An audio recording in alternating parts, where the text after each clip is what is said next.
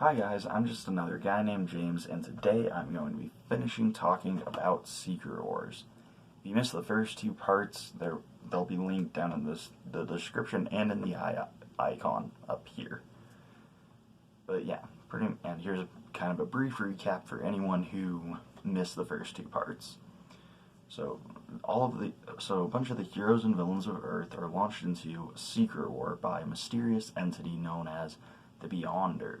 In the latest battle, in issue 8, the best issue, the heroes win and capture all of the villains. And also, Galactus summons his home to Battle World so that he can consume the planet. And that's where we're going to be picking up today, as the X-Men are trying to destroy Galactus's little rickshaw thing here that's used to divert the energy or something. Yeah, I don't actually entirely know. And as that's happening, all of the other heroes are gearing up to join the X-Men in the fight. And part of that is Spider-Man learning how his new fancy black costume shown here works. And the Thing turns back from Ben Grimm into the Thing. And yeah, and the rest of the heroes of Earth join into the battle, and Reed Richards is trying to figure out if they should be stopping Galactus. So he realizes that if Galactus eats the planet, Galactus will die, and that will take out one of the biggest threats in the universe. So Reed's feeling kind of conflicted, but he goes up to Galactus's homeworld, and Galactus explains to Reed that Reed Richards, Mr. Fantastic, is the arbiter of life, and that he, Galactus, is the arbiter of death. And with that, he's like, do whatever you will with that, and sends him back down. And Doctor Doom breaks himself and Claw out of their prisons, and because he needs Claw for something. And we see the rest of the heroes getting ready to trash Galactus and trying to destroy his machine. And the Fantastic Four are actually not going to help until they have a change of heart and they destroy the machine and blow out the mountain. And Reed's like, we can't let Galactus get up to his homeworld, shown right here. But they're too late. He escapes, and he goes to his homeworld, which he is going to eat. That's this big. His homeworld is this big infinity tubular thing, and he's going to eat it to gain the energy to eat the planet. And we see Doctor Doom here is crafted all of these lenses out of Claw's body. Claw is made out of sound, so it's not as bad as it might seem at first. And that's where the issue ends. And pretty much, and the implication is Doom's going to steal Galactus's power. And then we have the cover to issue 10. Great cover, I love it. But we see Doom's Galactus's home planet glowing. It's going to combust. And the heroes see all the power, all the energy going towards the Doom base into Doctor Doom. And Captain Marvel is told to scout in advance, which she does. But Doom catches her, and then we cut back to the rest of the heroes who go to the Doom base. And when they arrive, they find Captain Marvel trapped in her light form. And then, all of a sudden, an earthquake happens. That right there, that's why. Galactic battle between Doctor Doom and the Beyonder. And it's awesome, actually. And, the earthquakes are continuing to happen on the surface. We get some just great Mike Zeck art in here. We have Doctor Doom fighting the Beyonder. It's just incredible art. I love it. Then a spectral entity of Doctor Doom comes down to the heroes and offers to share the power with them. Magneto tries to accept, but Hawkeye, Iron Man, and Wasp make sure that's not happening. And and then we see Doctor Doom win the battle, and Doom repairs his new battle armor, which is his action figure costume, actually, because Secret Wars was like kind of made to promote this new Mattel line of Marvel action figures. Very weird tie-in, but yeah, and with the battle being over, the final earthquake happens, and this one destroys Doom Base.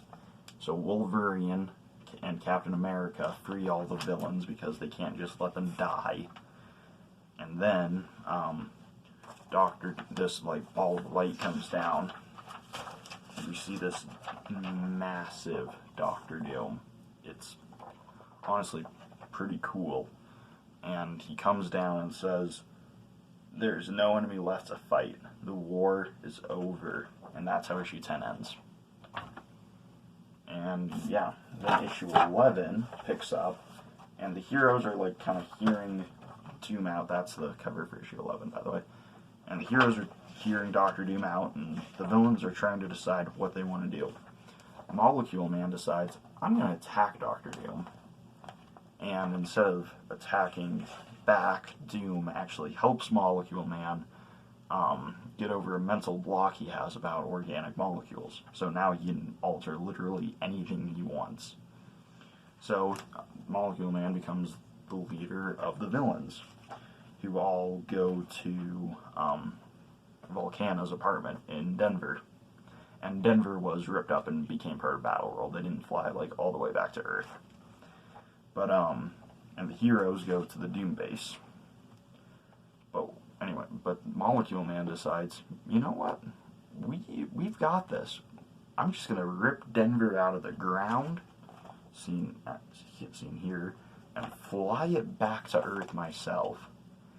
And yeah, that's just cool. But Colossus decides that he's going to sneak out of the Doom Base to go find Zsaji, who he is kind of in love with. And yeah. And while that's happening, Hulk gets possessed by this light, and I just love the way the coloring changes on Hulk here. All the colors are slightly more like pale and spectral. It's a really good touch. But Spider-Woman's following him, and when Spider-Woman touches Hulk, the light moves from Hulk onto Spider-Woman, and then all of a sudden, Spider-Woman's walking around by Claw's head, which is still alive, by the way. And it's not just like its decapitated head that's dead.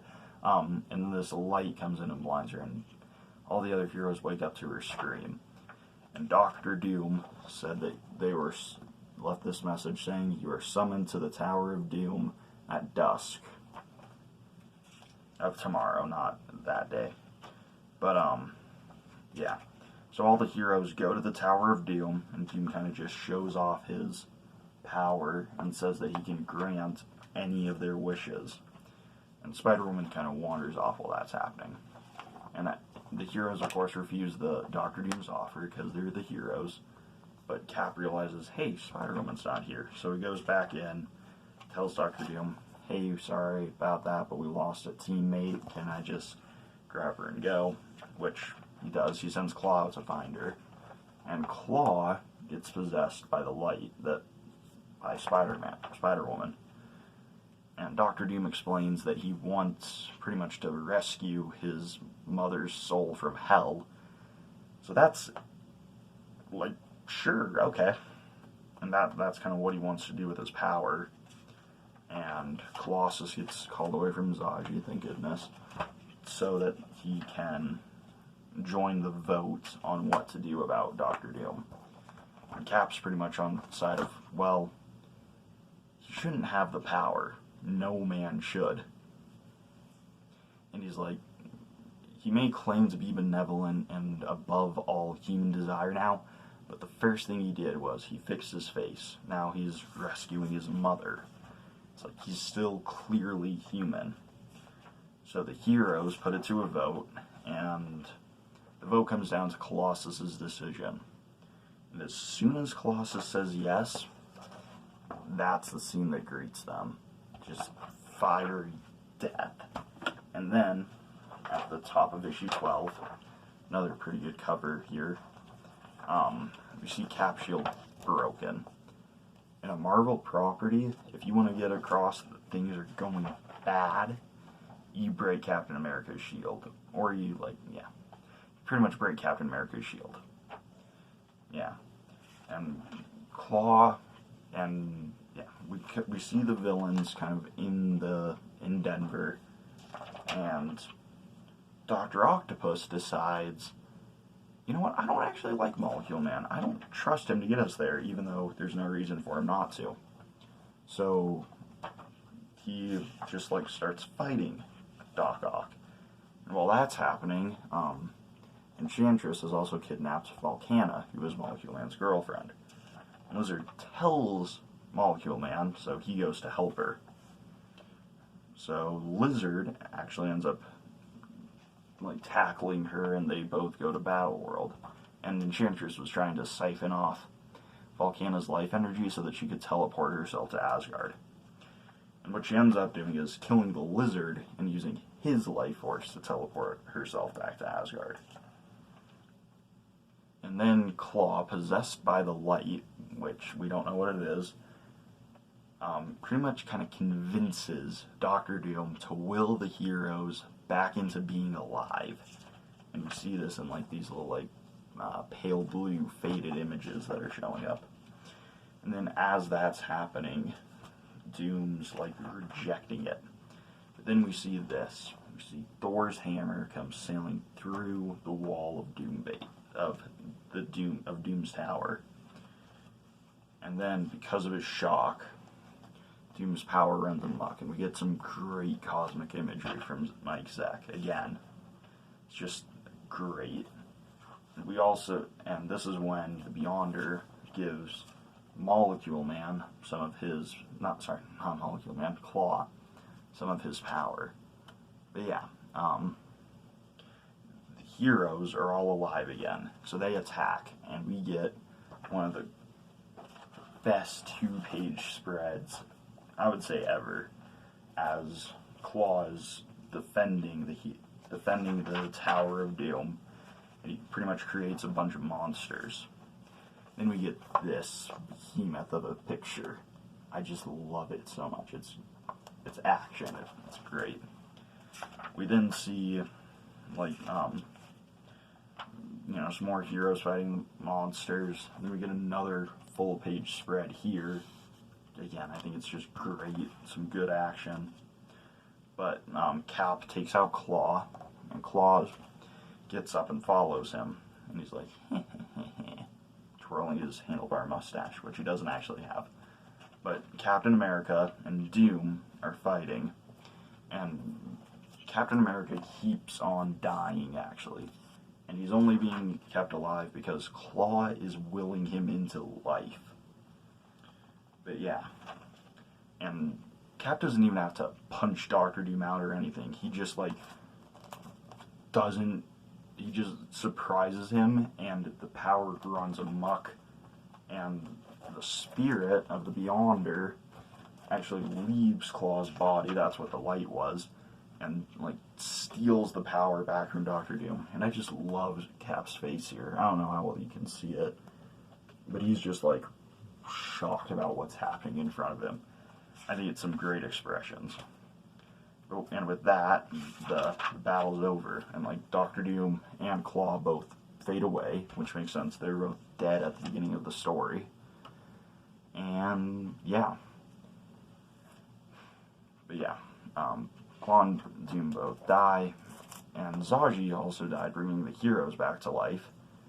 And all the heroes go back to Earth, except for the Thing, who stays on Battle World so that he can be human. And yeah. And that's pretty much where the story ends. And this story actually kind of had a ripple through the comics. You had Spider-Man having his black costume. She-Hulk joins the Fantastic Four and leaves the Avengers. And it wasn't like Infinity Gauntlet where you just kind of had it start and stop and nothing really gets affected. I also think the artwork in this is incredible. You have 21 heroes, and there are shots with every one of them together. that's just incredible. There's also 16 villains. And again, there's just so many great shots of action and adventure in this story. And this is the cover for issue 1. And again, I just think it's phenomenal. But yeah, I think Secret Wars is a great story, not because it does anything like unique or new really, but just because it's fun. It has action, and it's characters interacting with each other and interacting how you think they would interact. It's a very tight story, actually. I think it's very good. But anyway, I'm glad to finally have this video finished. Sorry it's taken so long. School picked up and stuff happens. But anyway, I am just another guy named James, and I will see you all next time. Bye.